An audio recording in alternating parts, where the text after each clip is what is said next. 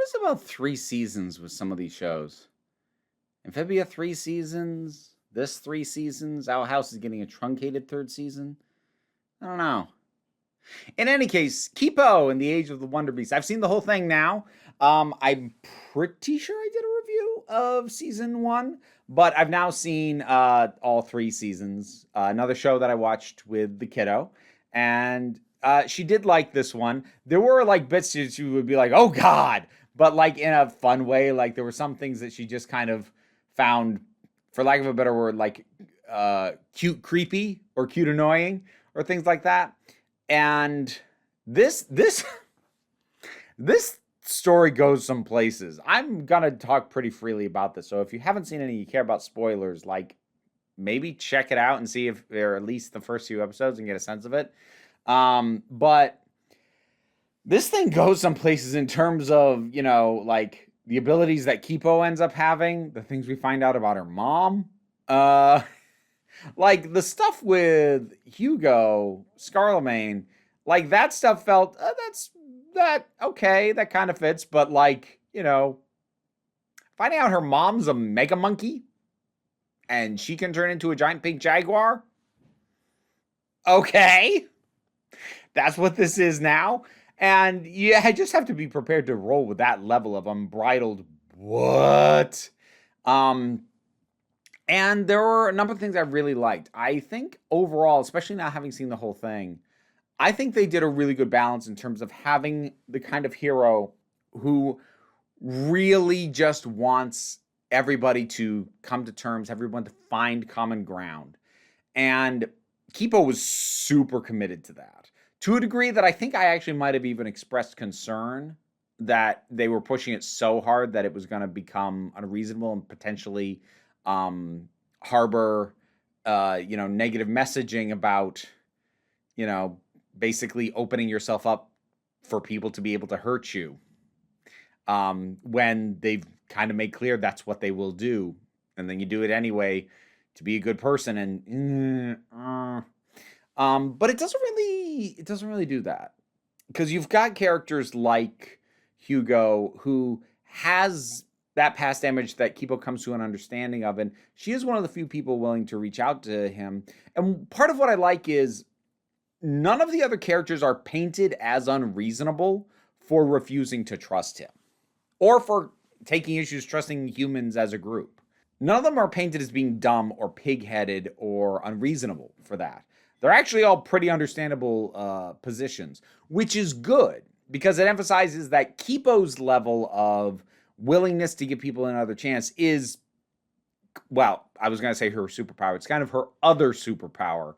And it makes her an exception, not because everyone else is crap, but just because, like, she's kind of taking this above and beyond as a principle. And it also helps that with the villain, the ultimate villain, this was really important. Towards the end, we get a flashback about her. And normally this kind of flashback for a villain would be set up for the tragic backstory, the tragic thing, the trauma that made her what she is. And, we see her with a stern father figure, and it's like, oh, okay, he pushed her to a degree, or like something's going to happen to her brother or what have you. But when we see how that flashback story actually plays out, what you realize is, while I'm sure she has some degree of trauma, ultimately what that flashback shows is, no, nothing happened to her. She is a monster. And that was kind of important, because this is the one person that Kipo's not going to be able to just talk down. And you have to show how she is different from everyone else, because otherwise it becomes an arbitrary distinction. Just this time, for no reason we're going to get into, she can't be talked down.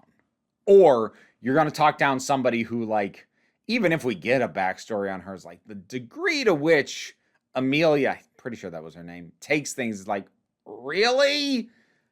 But the backstory we get is basically nothing made her this. And that was good. And that was an important distinction in terms of Amelia, especially versus somebody like Hugo, who obviously spent a good chunk of the thing as a villain. I also kind of like that the cure that gets deployed and turns the mutes into just normal animals, that doesn't get reversed.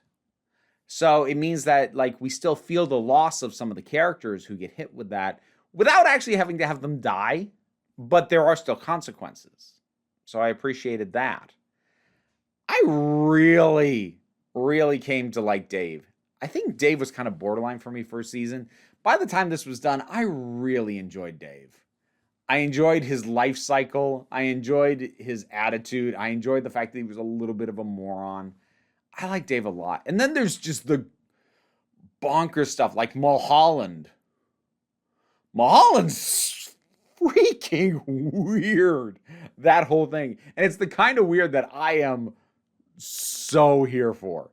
And then there's just all the randomness, whether it's the traveling performers, they were otters, or the snakes that play guitar, or the narwhal K-pop band. This show just has a wonderful blend of nonsense. And some of it kind of makes sense. And then some of it is dubstep bees.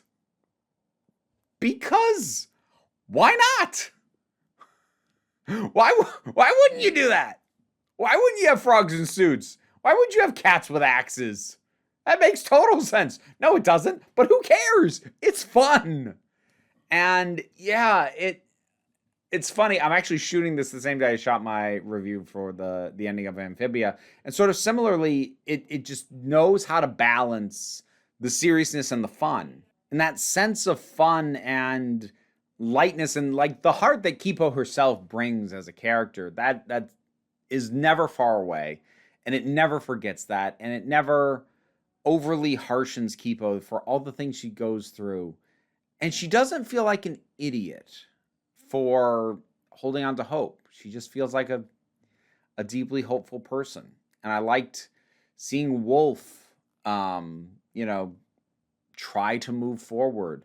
And Dave was, just fun. Benson and Troy are cute. I like the way that was handled. And it doesn't eat up a ton of time, but it's just kind of nice and kind of sweet.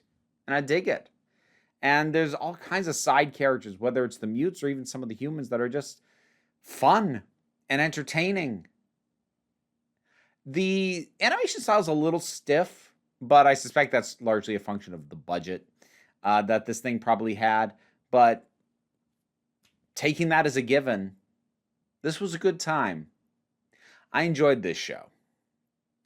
Kipo, the Age of Wonderbeasts. Did you see it? What'd you think about it? Whatever your thoughts are, drop something down in the comments. Let's talk about it. Patreon is what pays the bills. Like, share, subscribe. Don't know why I'm counting this way instead of this way.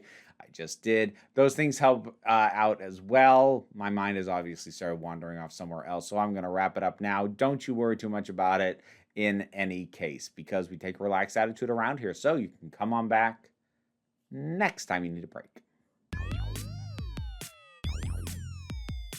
Now my thanks to my highest supporting patrons. Robin Moore, Zubin Lutfula, Karak, The Thing That Goes Doink in the Anime, Oliver B., Melinda Walters, Udelki, The Oath the Boy, Bernabi Lax the Poodle, Zach, Idolin, Tracy Scrabbit, Angry Casperol, Bookworm, Adam, RDL Taylor, Shane Ross, Jay Gorley, Brendan LaRose, and TT. If you want to hear me possibly butcher your name, check out the rewards on the Patreon. And thanks to all you folks.